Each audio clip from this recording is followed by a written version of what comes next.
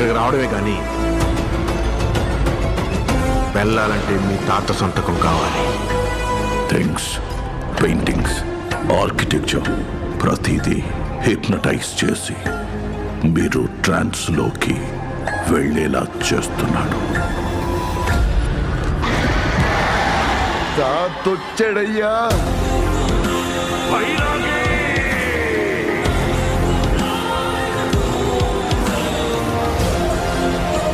He knows ఎవరు ఎందులో వీకుంటారో దాన్ని టార్గెట్ చేస్తాడు. సాధారణ స్త్రీ గంగమ్మ కాదు, గంగాదేవి. దేవనగర సంస్థ జమీందారి గంగాదేవి.